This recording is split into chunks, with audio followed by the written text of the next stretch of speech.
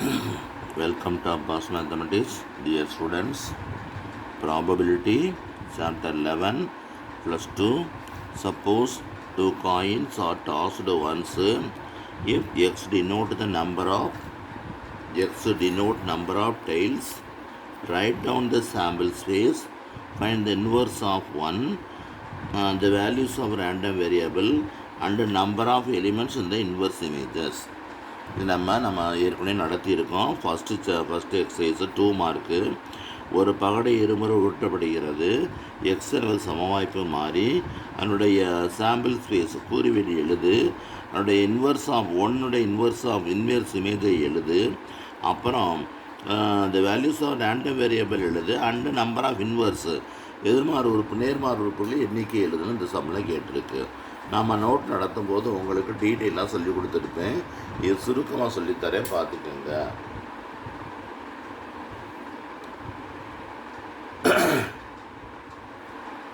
இப்போ sample space ஒரு காயினை டாஸ் பண்ணும்போது நமக்கு கிடைக்கக்கூடியது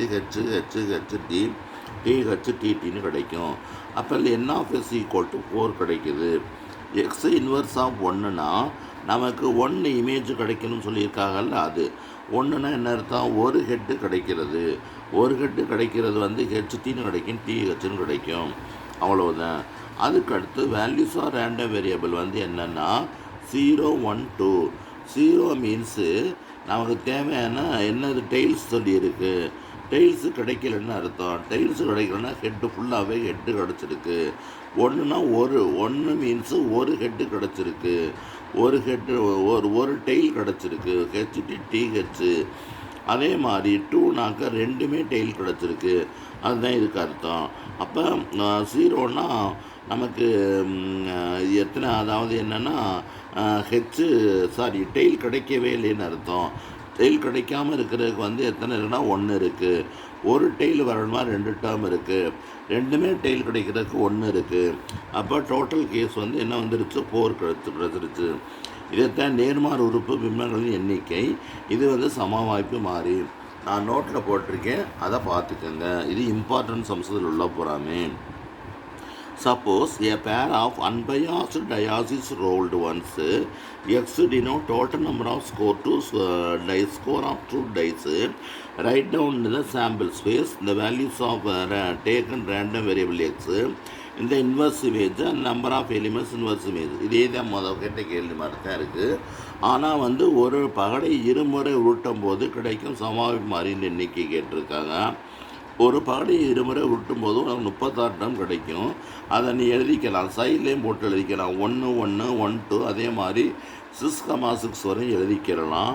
நமக்கு என்ன செய்யணும்னு சொல்லியிருக்க, 2 ப்ளஸ் சம் 2னா அந்த பகடையில் வரக்கூடிய 1, 1, 1, 2, 1, 3, 1, 4 இந்த மாதிரி வைப்போம். 2ஐயும் ப்ளஸ் பண்ண சொல்லியிருக்காங்க. அப்போ ப்ளஸ் பண்ணால் ஃபஸ்ட்டு உள்ள எலிமெண்ட் 1,1. அந்த நீங்கள் பாக்ஸ் போட்டுக்கோங்க. அந்த பாக்ஸ் அதாவது அந்த S equal to 1, 1, 1, 2, 1, 3, 1, 4, 1, 5, 1, 6 and so on 6 போட்டுக்கிட்டீங்கன்னா உங்களுக்கு போடுறதுக்கு வசதியாக இருக்கும். இப்போ மினிமம் இதில் என்ன கிடைக்கும்னா 1,1ன்னு ஒன்று கிடைச்சுன்னா அது 1ஐயும் ப்ளஸ் பண்ணால் 2ன்னு கிடைக்கும். 1,1 கிடைக்கும்போது 1ஐயும் ப்ளஸ் பண்ணால் 2. அப்போ ரேண்டம் வேரியபிளில் என்ன கிடச்சிருக்கு? 2ன்னு கிடச்சிருக்கு. அதே மாதிரி கடைசி நம்பர் என்ன 6,6ன்னு இருக்கும். அப்போ 2ஐயும் ப்ளஸ் பண்ணால் எத்தனை வரும்? 12 கிடைக்கும். 12ங்கிறது 1 தான் இருக்குது. அதுதான் சொல்லியிருக்காங்க 2, 3, 4, 5, 6, 7, 8, 9, 10, 11. அது எத்தனை இருக்குன்னு பார்த்து அதில் அந்த பாக்ஸ் போட்டால் தான் நீங்கள் எண்ண முடியும். இப்போ நான் நம்பர் ஆஃப் இன்வர்ஸ் இமேஜஸ் 10 கேட்டிருக்கு. 10க்குள்ளே இன்வர்ஸ் இமேஜ்னால் நம்ம பார்க்கணும். அந்த செட்டு போட்டால் தான் உங்களுக்கு கரெக்டாக வரும். 10 எப்போ வரும்னா 4,6 வரும், 5,5 வரும், 6,4 வரும். இந்த மாதிரி 3 டேர்ம் தான் வரும். அதான் இன்வர்ஸ் இமேஜ். அப்போ ரேண்டம் வேரியபிள் எக்ஸின் சமவாய்ப்பு மதிப்புகள் 2, 3, 4, 5 and so on 12 வரையும் போட்டாச்சு. அதுக்கடுத்து நம்பர் ஆஃப் எலிமெண்ட்ஸ் இந்த இன்வர்ஸ் இமேஜ்னால் இந்த 2 எத்தனை தவணை வந்திருக்குன்னு பார்க்கணும். 2 எத்தனை தவணை வந்திருக்குன்னா 2 ஒரே ஒரு டேர்ம் தான் வந்திருக்கும். அதே மாதிரி 3 எத்தனை வந்திருக்குனாக்கா 1,2ன்னு ஒன்று வரும், 2,1ன்னு ஒன்று வரும். அதனால் அது மொத்தம் 2 கிடச்சிருக்கு. அதே மாதிரி 4 வரணும்னா 1,3, 2,2 3,1 அந்த மாதிரி கிடைக்கும். மொத்தம் 36 டேர்ம் வந்துடும். அதனால் இந்த சம் முக்கியமான சம் நீங்கள் பார்த்துக்கிறணும். இப்போ நான் சொல்கிறது எல்லாமே இம்பார்ட்டன்ட் சம் தான் சொல்கிறேன். நான் இப்போ அது வந்து ஷார்ட்டு, இது வந்து கொஞ்சம் மெதுவாக படிக்கிறவங்களுக்கு இது சரியாக வரும். நல்லா படிக்கிற ஸ்டூடெண்ட் என்ன செய்யறீங்கன்னா, நீங்கள் வந்து நம்ம ஏற்கனவே நடத்தியிருக்கோம், அது நடத்தின பார்த்து படிச்சுக்கோங்க. மார்க்கு குறைக்க மாட்டாங்க, இருந்தாலும் அந்த சில இடத்துல வந்து நம்ம கொஞ்சம் டீட்டெயிலாக போட்டிருப்போம், அது புரியுறதுக்கு உங்களுக்கு வசதியாக இருக்கும். அடுத்து பாருங்கள், suppose X is the random variable tiles occurred, அதாவது பூ கிடைப்பதற்கானன்னு கொடுத்துருக்காங்க. 3 4 கேன்ஸ், மூன்று காயினில் சுண்டும் போது கிடைக்கக்கூடிய தலைகளை பூக்களை பற்றி கொடுத்துருக்கு. அப்படி இதனுடைய ரேண்டம் வேல்யூ என்னென்ன, ஃபைண்ட் த வேல்யூ கிடையாது, value random variable number of points inverse images என்னன்னு கேட்டிருக்கு. அப்போ உனக்கு தெரியும் எஸ் வந்து என்ன வருது, ஹெச்டி உங்களுக்கு விளக்கமாக சொல்லி கொடுத்துருக்கேன். ஆமாம், அதை பார்த்து எழுதிக்கங்க. 8 டேர்ம் வரணும். அவன் கேட்டுருக்கிறது ரேண்டம் வேரியபிள். நமக்கு என்ன 3 காயின்ஸு டாஸ் பண்ணும்போது 0 1 2 3. அப்போ 0 1 3னா 0னா ப்ராபபிலிட்டி அங்கே இல்லைன்னு நினைக்கக்கூடாது. நமக்கு தேவையானது கிடைக்கவில்லைன்னு நினைக்கணும். நமக்கு தேவையானது என்ன, இங்கே 3 ஃபேர் காயின் டாஸ் டைல்ஸ் தான் கிடைக்கணும்னு சொல்லியிருக்காங்க. 0னா டைல் கிடைக்கவே இல்லைன்னு அர்த்தம். டைல் கிடைக்கலன்னா அப்போ என்ன அர்த்தம்னா எல்லாமே நம்ம ஹெட்டு கிடச்சிருக்கதா அர்த்தம். அப்போ ஹெட்டு வந்து எத்தனை எடுத்திருக்கு, 1 1 3 ஹெட்டு இருக்குது, அதில் 1 வந்திருக்கு. அதுக்கடுத்து 1னா ஒரே ஒரு டைல் கிடச்சிருக்குன்னு அர்த்தம். அப்போ ஒரு டைல் வரக்கூடிய டேர்மு அதுவும் 3 கிடச்சிருக்கு. 2னா 2 டைல் கிடச்சிருக்குன்னு அர்த்தம். அந்த டேர்மே நம்ம எடுத்து எழுதணும். 3னா 3மே டைல் கிடச்சிருக்கதா அர்த்தம். இந்த வந்துருச்சு. டோட்டல் வந்து 8. இதுதான் கேட்டிருக்கு.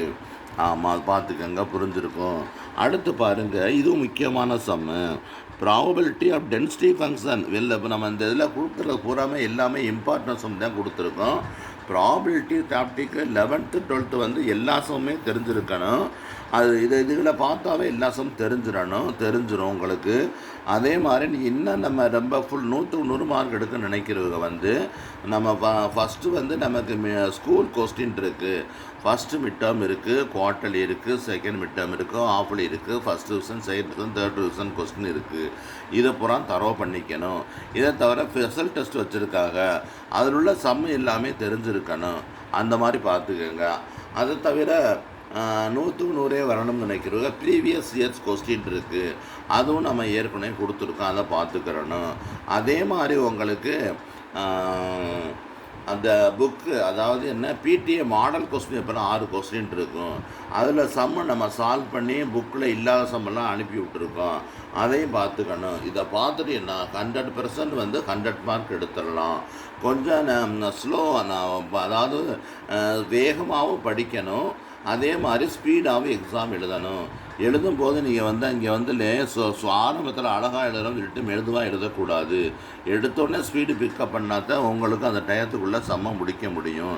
அது மட்டும் இல்லாமல் அந்த கொடுத்துருக்க ஆப்ஷனில் எய்தர் ஆர் சாய்ஸில் வந்து எந்த சம்மு நல்லா தெரிஞ்சது அதே வந்து டைம் குறைச்சுள்ளது அப்படின்னு பார்த்து அதை தெரிஞ்சுக்கிறணும்.